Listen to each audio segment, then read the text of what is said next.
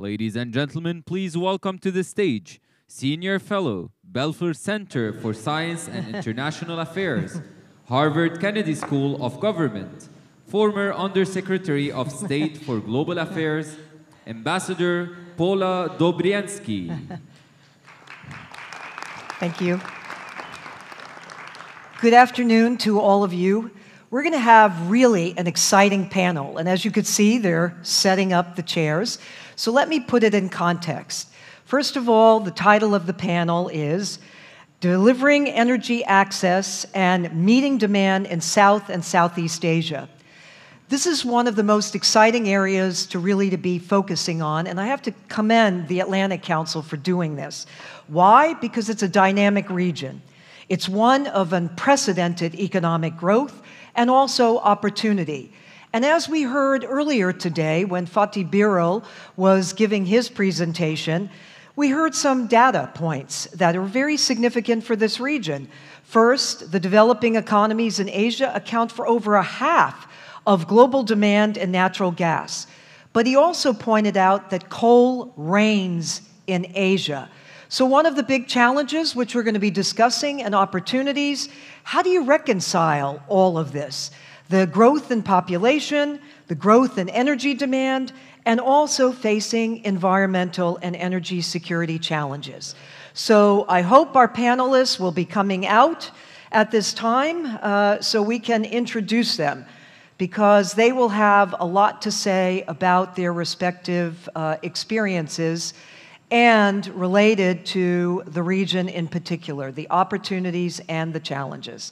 Let me pause for a minute, and hopefully they will be coming out. Great. Please. Please, please. So we do have, indeed, a very distinguished panel, and let me introduce them in the order in which I'm going to be referring to them and posing a number of questions. And then also, you should be thinking of what your questions are or comments if you hear something you want to challenge. First, here in the end, welcome. We have Mohamed Ramahi, CEO of Masdar. Then we have the Honorable Dr. Tawfiq-e Elahi Chowdhury. I'm not going to refer to you by that each time. Well, no problem. But he's well known to all of you, as is the CEO of Masdar.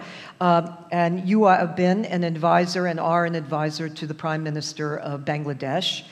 Then we have Lisa Newman Hood, who is Senior Vice President with Accelerate Energy. And then we have Paddy Padmanathan, who's President and CEO of Aqua Power. So welcome to all of you. Mohamed, if I may begin with you, and forgive the informality if I may call you Mohamed.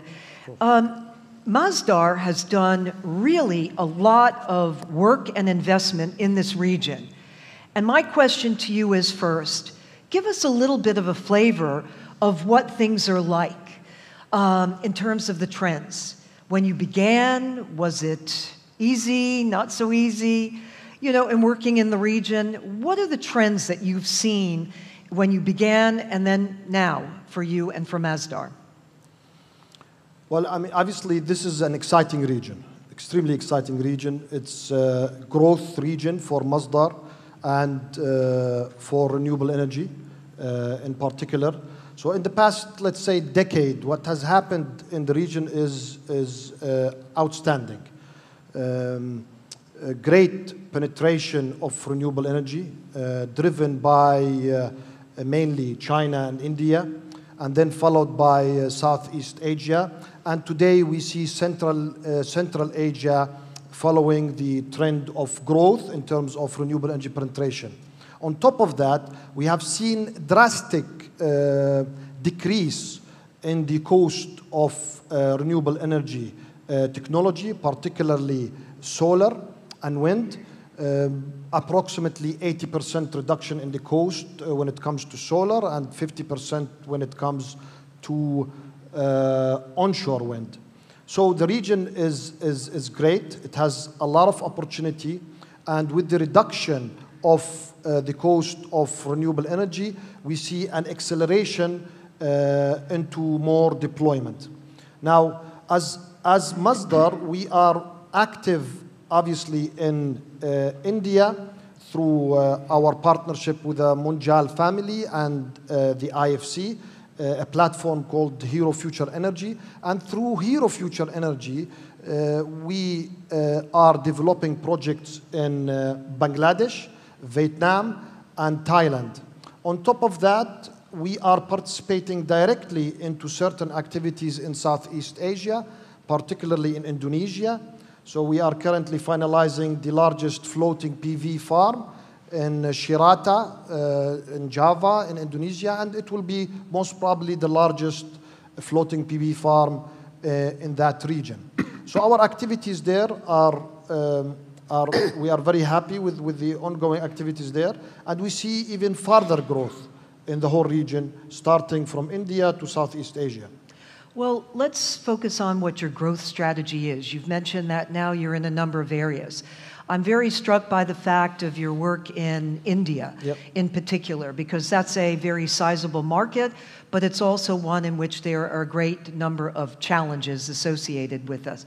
Tell us a little bit about that, because you have a stake in Hero Future Energies, which is one of India's largest renewable companies, and it's also considering, as I understand it, projects in neighboring countries. Share with us a little bit about that. Indeed. Obviously, the past 10 years, India has grown to be a major player in renewable energy, and this is driven through the government's policy and the push towards diversification of the energy mix. India and the rest of Asia was heavily dependent either on coal, fossil fuel, or hydro. Renewable energy has been the name of the game over the past 10 years. India, through its policy, has driven a lot of capital, like I've said. Hero Future Energy is a very active company within India. It started in India. We have around 2 gigawatts of operational renewable energy projects within India. And obviously, if you look at India, in the past, it was a bit stretched around different states without a clear policy at the center. And the real drive for more deployment of renewable energy was the fact when New Delhi decided to push these reverse auction by providing developers and investors like us with the required guarantees and clear transparency on the investment within the country. And that really fueled and fast-tracked and attracted foreign direct investment into the country in a way that I have never seen before. So with that in mind, India will continue growing and will continue to be a key player, because if we look at India, we still see that renewable energy in terms of percentage is not that much with the total energy mix. So we'll see continuous growth in renewable energy. We will see that the government will continue promoting these projects. And through our platform, Hero, we will continue playing an important role within that country. Now, the issues that we see, and this is across not only in India, the bankability has been always the main drive. For foreign direct investors like us, obviously we are in Abu Dhabi, but we do look at ourselves as foreign investors when we go outside Abu Dhabi. So within these countries, bankability of the agreements is key. On top of that, the connectivity and the connections through the ongoing whatever infrastructure these countries have. And thirdly, but not least, the availability of land is crucial in these regions.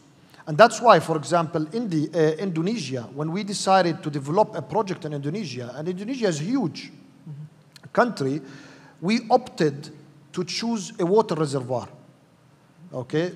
Because land is an issue. Even though it's a huge country, land is still an issue. Bangladesh, land is an issue, even though it's a huge country. So this is one of the challenges that we face, and we'll continue facing that. All right, great. Thank you for that. Dr. Chowdhury, you are well known as an architect and someone who has really provided an energy vision for Bangladesh.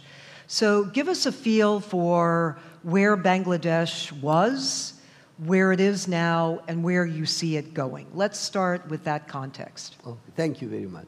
First, to understand Bangladesh, it has 160 million people in 150,000 square kilometers. So I was working out, that would mean UAE to have 10 times more population. So it's a very crammed up, but the economy is growing at 8% per annum. And we set our goals to start with, that we should give electricity to ordinary folks in the shortest possible time. So we covered in 10 years' time half of the population with access to electricity. Now we have almost done with it. But the choice for us has been evolving. We want to be a middle-income country by the end of the decade and a developed country by 2040. So we have focused on how much energy we need, but with an eye on efficiency, conservation, and responsibility.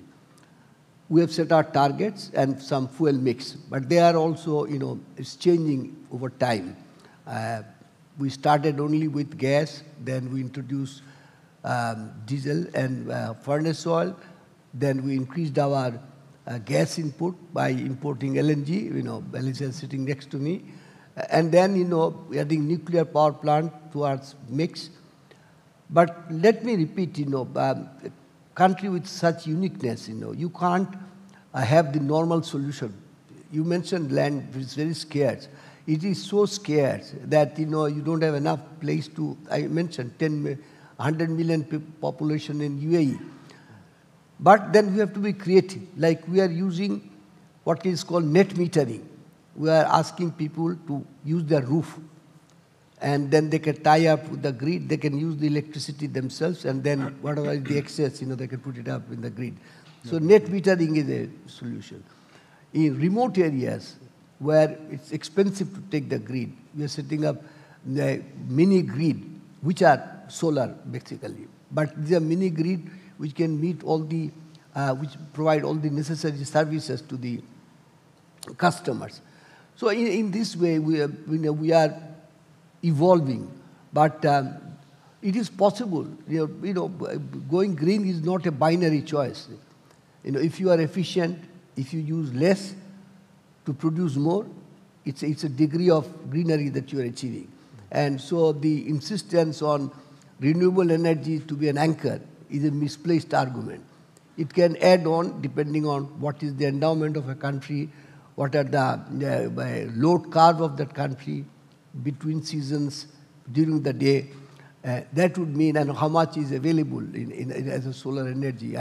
I've been trying to find out that you had 2 cents, less than 2 cents Yes. kilowatt hour here. We have been struggling to get even 10 cents. Yeah. So, but there's a wide range of choice that is involved for us. And I was, in the morning, if someone mentioned about, SMR, the modular nuclear reactor. That may turn out to be very useful for us because you can set them up in small modules in places, and that may help, Well, let me ask you, I understand that the government has given consideration and maybe even has established what are called industrial zones in Bangladesh. And a question for you is, in these industrial zones which place a premium on diversified energy sources, is this a model that you think is useful in the region? Yes, I think so. We are setting up 100 special economic zones where industries are clustered. So it's kind of mimicking what happened in Silicon Valley, that you have synergy amongst industries, and it is economic to run them together. So yes, and one other point I need to mention, that because the subcontinent, Indian subcontinent is contiguous, we are trading, importing electricity from India. We are thinking of cooperating with Nepal and Bhutan and to access their hydropower. So, there is a whole lot of economies of scale that we can achieve by cooperating amongst our countries. Thank you very much. Elisa, I want to ask you a follow-on. We will come to Bangladesh, but your company has certainly operated in this region, and I think you're in an excellent position to give us all a feel about the fact that this is one of the least integrated regions globally, and certainly in terms of energy cooperation. And it's an area that's important, obviously, for it to even advance further. Give us your thoughts on that point. How can the region cooperate more fully and effectively and integratively? Okay, thank you. I think probably in the short to near term, I won't paint such a rosy picture. I think you do have power sharing, solar-powered electricity from India and hydroelectric-powered electricity coming from being exported from Nepal.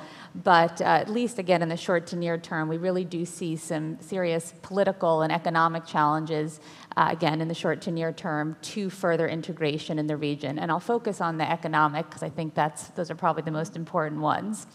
As you look around different regions of the world, the ones that have achieved the greatest and the best integration are regions where you have countries that are both hydrocarbons rich and hydrocarbons poor.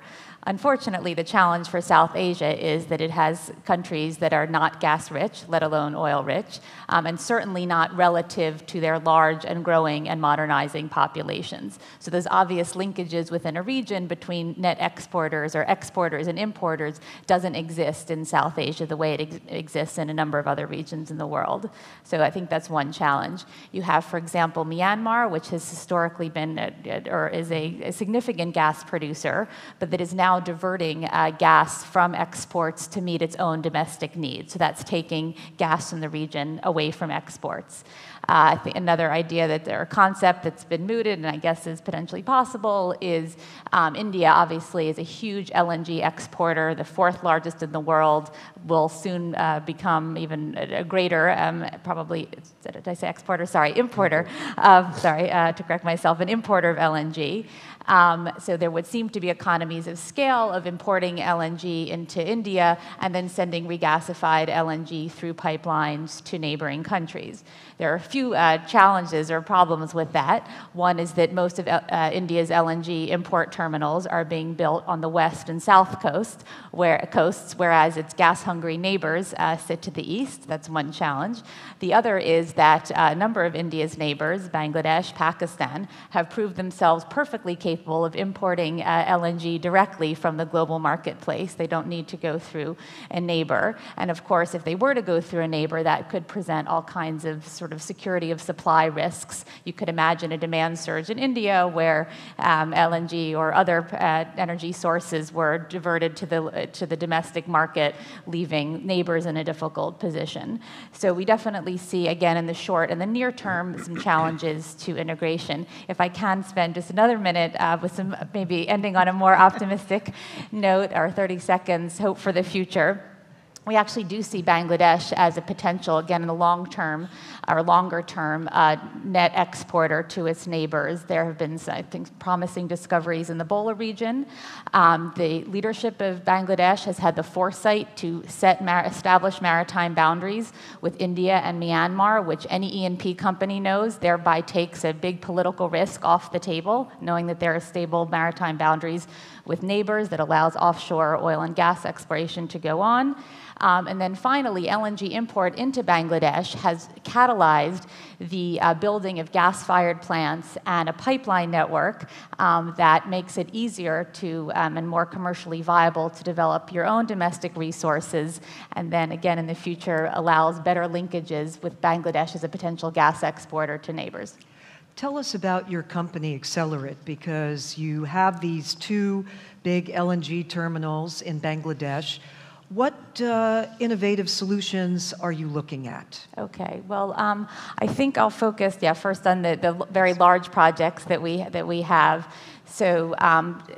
Accelerate, we are a Houston-based energy company with a fleet of FSRUs. We develop LNG import terminals around the world in cooperation with the government of Bangladesh and also Petrobangla, the national oil company.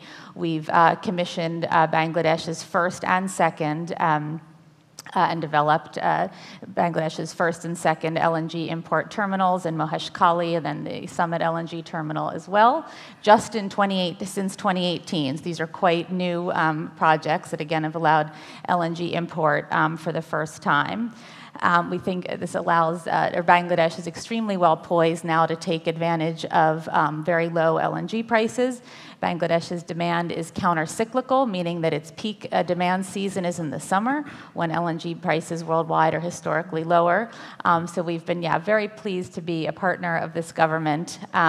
One sort of interesting fact to throw in the mix is that the obligation on there's an obligation written into the Constitution of Bangladesh, your founding document, for the government to provide electricity to rural areas. Again, that's in the highest sort of law of the land. And some of the innovative solutions that we're thinking about for the future involve LNG trucking to modular power plants that would allow us to sort of capitalize on the large projects that we have in Bangladesh to provide power to modular power plants in currently underserved regions. Well, also an interesting factoid here is that natural gas accounts for nearly 2/3 of Bangladesh's primary power fuel, which is very striking. And we saw the trends earlier this morning when Fatih Birol had put them on the screen more broadly for the region, but it's interesting about where Bangladesh is at this time. Patty, I came down here. I'm going to go back over there, but I wanted to get you to talk about particularly your company, Aqua, because an interesting dimension that your company has really focused on, they do desalination, but my question is not going to be about desalination, but it is going to be about water and about the issue of the nexus of water and energy. Put that a little bit into context and in terms of the specific kinds of projects that Aqua is leading on. Thank you. So, founded in the Kingdom of Saudi Arabia, a water-stressed country, and from get-go focused in power generation, it was pretty logical that we twinned power generation with desalinated water production because, well, pretty much any water supply automatically is energy intensive at a different level, but desalination, taking seawater and taking the salt out, is probably the most energy intensive process. So from day one, we started to get involved in cogeneration, that is taking fuel, producing heat to run a turbine to produce power, but at the same time then efficiently taking that excess or the waste heat out, reheating and producing desalinated water with it. So the initial sort of way back 15 years ago, when energy was either really cheap or was perceived to be cheap, which was probably the correct thing at the time, this kind of sounded like the most efficient thing to do. We've moved on enormously. So in the meantime, we have grown. We now are involved in desalination in many countries. And we've ended up becoming the largest desalinator in the world. And the technology has moved on. So nowadays, what is the most competitive way of delivering reliable, potable water by desalinating either seawater or even taking wastewater and taking the impurities out is by a membrane, pressurizing and creating an osmotic pressure membrane process, which is still very energy intensive, but it is a hell of a lot less energy intensive than just boil the kettle, brute force and ignorance, as I used to call it. Boil the kettle, catch the vapor, and hey presto, you've got nice clean water. So just as a point of reference, technology has moved on phenomenally in the last 15 years, particularly in the last 5 years. So we are now able to produce water by taking seawater. So if we take wastewater, it'll be even less. But take seawater and take salt out, we are able to desalinate at 50 cents per cubic meter. So we take that out, and at the point of distribution, when we discharge it on a purely commercial basis, we are able to do it at 50 cents per cubic meter. Now, of course, it's infinitely cheaper than your Pellegrino or Evian or whatever, but it is still a hell of a lot more expensive than just taking water from a river and purifying it. Having said that, as a point of reference, that same process just 5 years ago would have delivered $1.50 per cubic meter of water. So just in 5 years, energy intensity has come down, technology has improved so phenomenally, we reuse membranes, we recycle membranes much slower, so many other innovations that has gone in, and also the cost of energy has come down. So combination of all of that has made that process much, much more cost effective. It all turns out to be good news because, okay, so we are in an energy, in a water constrained environment, but it turns out pretty much the whole world is. So even in Southeast Asia, this is not such a significant problem yet, but it is starting to be. So even in a country like Indonesia, where we are operating now, we stepped in to participate in the energy sector, but interesting enough, we're getting dragged in more and more into conversations about water supply for all the islands. So you would think, okay, there's a hell of a lot of rain, surrounded by water, so what's the problem? Well, no, because they're islands, the topography is what it is, it doesn't, they can't conserve the rainwater, and at these type of costs now, desalination becomes probably a more cost-competitive solution. So let me ask you about your projects in Vietnam, because it's rather interesting. On one hand, you have the photovoltaic project and the a renewable energy space, and at the same time, if I may, you also have a coal-fired power plant that you're also launching. So how do you account for the two in the mix? And this has been a core question, actually, that came in earlier today about how does one mix these two? I'm so glad that I'm here at the Atlantic Council and not at Irina across the road. No, okay, look, okay, so first of all, we're in the business of delivering reliable electricity and desalinated water, so we are technology neutral, fuel agnostic. However, as we go forward, the fact of the matter is, so in Vietnam, we are already dispatching photovoltaic energy into the system, so that plant is built, it's operating, it's dispatching. We're about to go into construction on a fairly large coal-fired power plant. I personally think that that probably will be the last coal-fired power plant that we are likely to be involved in. Not because we are not going to go forward and invest necessarily if a country requires it, but also, but more so, because financing coal-fired power plants are going to become pretty impossible. As it is today, there are pretty much only 3 countries that would make significant sums of money available. China, Japan, and Korea. Japan will stop first now, this year, almost certain. Korea probably latter part of this year. I think China will follow suit pretty soon thereafter. Already China is becoming, we're very heavily involved in many partnerships with China on energy projects in several countries. China is becoming very, very, very selective in how they finance projects and what kind of projects they finance. So coal-fired, I think we're coming to an end of it. But as far as Vietnam is concerned, the fact of the matter is they don't have too many other alternatives. Renewable energy is not so easy in Vietnam. Not only is land a problem, but also the climate. So you would think, oh well, it's a hot country, etc. Well, it's a heavily rainy country too. And the wind resources are not reliable, not consistent. So and they don't have geothermal like Indonesia has. So they've got, and they don't have the topography for hydro. So they are stuck.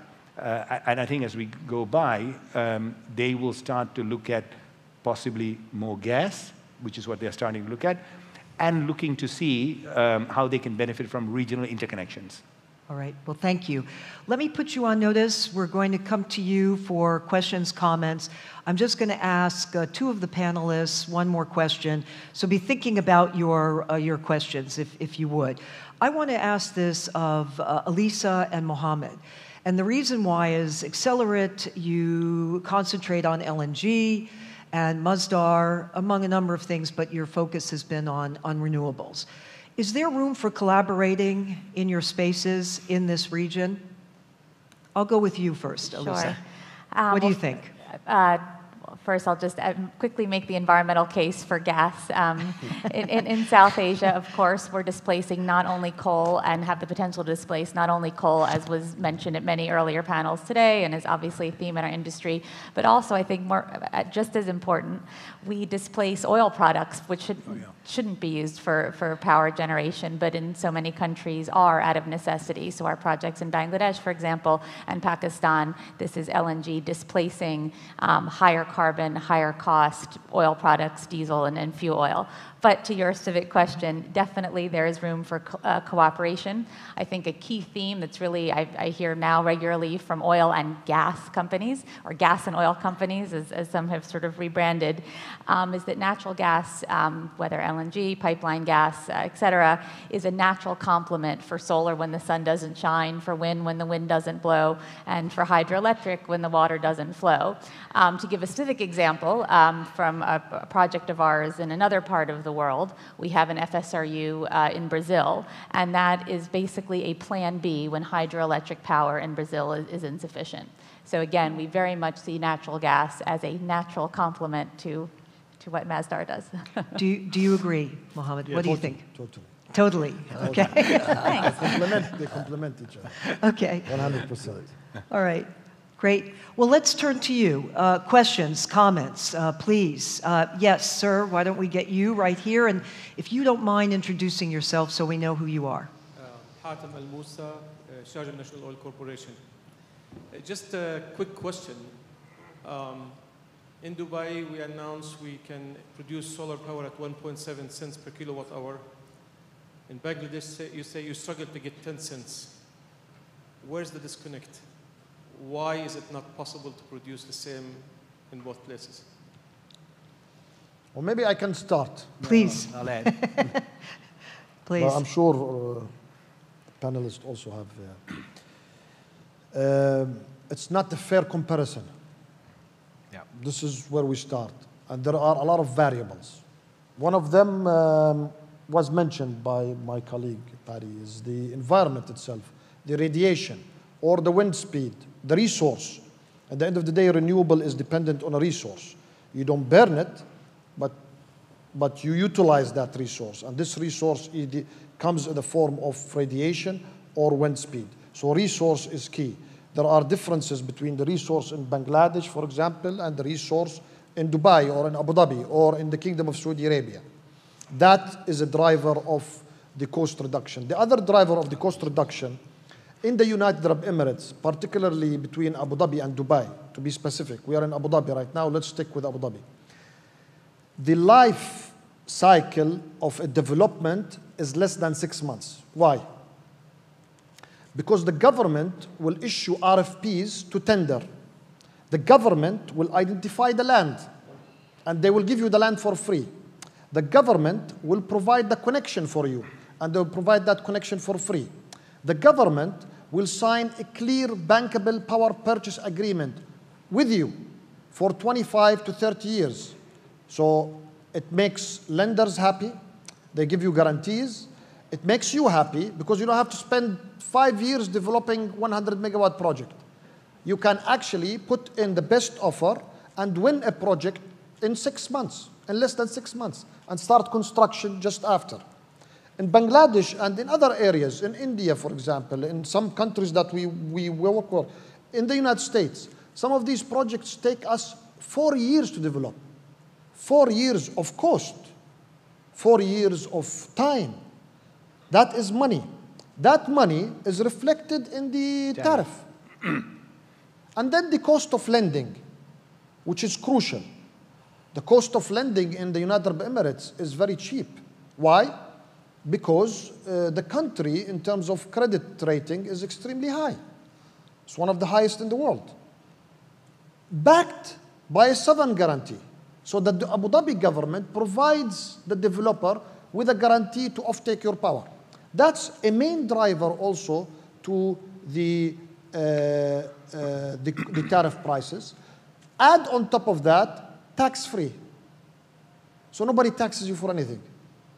So if you add all of these on top of each other, okay, you will get the delta between 2 cents and 9 cents. Go ahead, Paddy, and then Dr. Chowdhury, if you'd like to. Go ahead, Paddy. Mohamed is absolutely right. So all of that, and it's a hell of a significant sort of premium that you end up adding. Having said all of that, I'm not sure when was the 9 cents number, but the fact of the matter is, cost of renewable energy, predominantly due to technology, technological innovation, methodology in construction, and many other matters, has dramatically reduced just in the last few years. So if Bangladesh was to launch a tender today, even taking into account all of that, all of what Mohamed is saying, I would be very surprised if they end up with, okay, I'm not going to stick my neck out here, but 5 cents. Go ahead. 5 cents, probably, okay? Because I think there is a lot more work that has been done. People are much more familiar with it now, et cetera, et cetera. And also the cost of technology, as I say, has come down fairly significantly. So projects at scale, I cannot see why it should cost more than 5, 6 cents, even in the most resource-poor area of Bangladesh. Before we go to the next question, Dr. Chowdhury, would you like to give your view on this? No, I agree with these issues raised, and it has in fact come down now to 7 cents. Ah, there you go. 7, already. Last one. So, but it's so I wasn't sticking my neck out too much. But we were struggling, I said, to come below but 10 cents. And that's why the important thing is the resources are not uniformly, just because the sun shines, it's not uniformly distributed. Yeah. Just because you have a lot of land, we don't have land. So they all, not only they make it almost impossible to have a project because you can't have the land at all. Yeah. So, it is a non-starter to start with. But then, you can be very creative. I just thought I should share. We are trying we have already had a pilot project, which is zero waste area, where, the water, starting from rainwater, toilet water, they never go out, You continuously purify them and use them again. And then, the waste that come, they go into biodigester, and then you have biomass that comes as a methane into the, for cooking purposes. So that we have a neighborhood of 1,000 flats where nothing goes out, nothing comes in, It's a closed loop. A closed loop with all, and the energy efficiency is very high. We have solar panel on the roof also. Yeah. If I may, would you mind if I take this, since we're talking about Bangladesh? We have a question up here, anonymous. It says, Bangladesh has also built a number of fuel oil power plants. With IMO, will they switch from LNG to HSFO if the price is right, and or what was the strategy for building the fuel oil plants? From liquid fuel? Yeah, liquid fuel. Yeah, we are already, luckily we have a gas network. We had to improve, once Accelerate LNG came in, we had to lay down new pipelines, which took some time, a 40-inch diameter pipeline. We're just about finished with that. So yes, we will replace, but once some of them will still stay, small proportion, because of the diversity that we want to keep, and for some peaking use, for electricity. And we have some of these plants which have run out their life, we don't pay any capacity charge to them. It's like if we buy electricity, we pay for you. In other cases, you have to have a PPA where you ensure capacity charge along with fuel and other things. So we're taking advantage of the life cycle of those projects also. All right, thank you for that. Sir, you have a question, and if you would not mind introducing yourself. And thank you for letting me catch that one. I will ask a similar question like the moderator. Is there any room for cooperation between Masdar and Aqua Power Complementing each other versus competing. They're sitting at distance. Absolutely. Why not? That's why we have them seated at the opposite ends. Far apart. You know, you knew that. Yeah. Nice one. All right, Patty, you want to go first? Thank you. Go ahead. Yeah, you heard it here first. No, look, we have discussed collaboration before, and we see no reason why we wouldn't collaborate or we shouldn't collaborate. Projects are getting bigger and bigger. The universe is getting bigger. So I see more likelihood of a collaboration this year than clearly last year. We didn't do anything together. We have, we're both pursuing the same thing. We're both pursuing the same objective, trying to reliably deliver electricity at the lowest possible price using renewable resources. So I see a very natural fit. They're a very strong company. They can certainly bring value to us.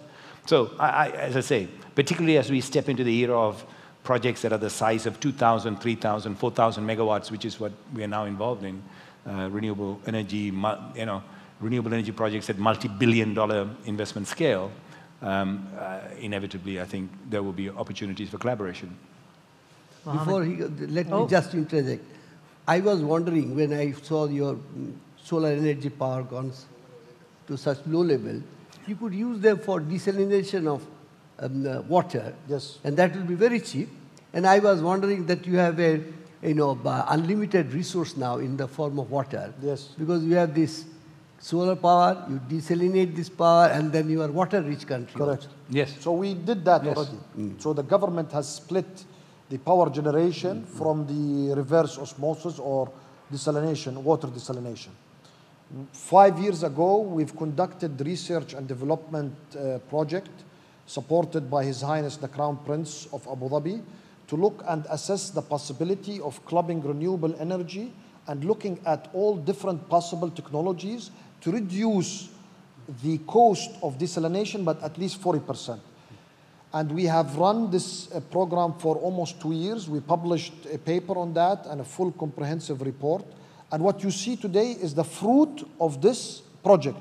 So Aqua just got awarded in Abu Dhabi the cheapest cost of water desalination, utilizing some of the technologies that we have assessed in Gantoud with some of our technology players, clubbing that with renewable energy, thus driving the cost not down. only by desalination, but also utilizing renewable energy into the mix. Correct.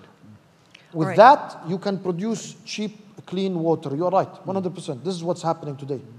Okay, thank you for that. And we would like to collaborate. Actually, we are collaborating. Paddy is not being fully very transparent. Yeah.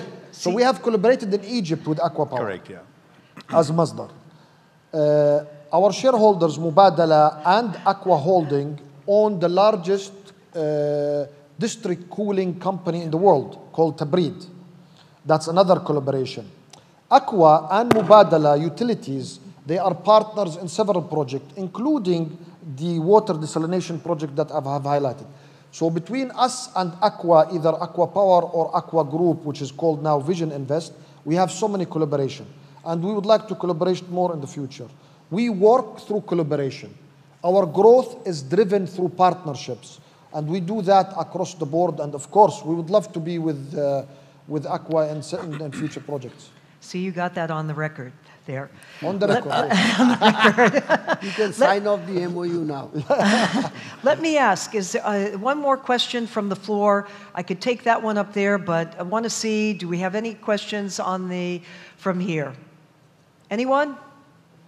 Because we're going to be winding down. All right, well then we will take this one. The question is, where do you see the next growth area for FSRUs? Fatih Birol showed most growth for gas was in industry, not power. Do you believe countries are willing to invest in pipeline infrastructure required given medium-term need to skip gas to renewable power? So, I don't know, would you? I can also answer. You want to? All right. You can start. I think I could probably take the first question. I think they're a little bit unrelated. Right. Where do you see the next growth area for, where do we see the next growth area for FSRUs? I'll actually answer that in terms of region rather than in terms of sector, but it's all related. So certainly regionally, we are looking, now having been quite invested in South Asia, we're definitely looking to Southeast Asia, to Vietnam and Philippines in particular as our next growth areas in terms of countries, and that is very much actually for power generation, less so than industrial use, I would say. Okay, Yeah, and how about the second part? And also, we also, again, in Indonesia, for islands, there's clearly a requirement on some of the larger islands for FSRUs and for gas supply. So that's the first part of the question. For the second part of the question, I think, look, we've all got our own views about gas being a transitionary fuel. We will obviously end up using more and more and more renewables, but the fact of the matter is, all of a sudden, it is not going to be sunny at night. So that's not going to happen, right? So, and it's not going to be windy all day and night. So we will need to find a way of balancing dispatch and demand. And I believe everybody is waiting for this panacea of the so-called 24-hour battery. I personally believe it's never going to happen. We've all been trying to get there for the last 20 years, and we haven't got there, so why is it going to happen in the next 20 years? But in the meantime, and it's not needed, because I think what is more likely to, where we are more likely to end up with this sort of backup power and the so-called infill or baseload power is initially gas, but hydrogen. And I think, and the reason why all of a sudden hydrogen is because we are able to generate electricity at a very cheap cost. And the electrolysis process is a very, again, energy-intensive process.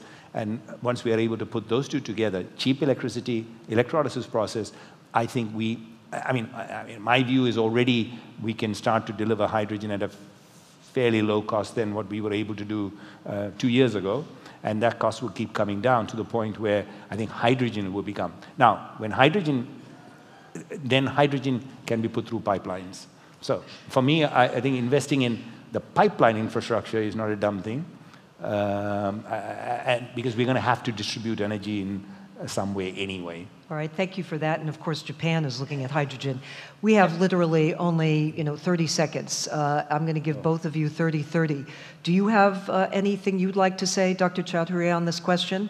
We are going to use gas both for industry, let's say, and from domestic purposes, as well as for generating electricity.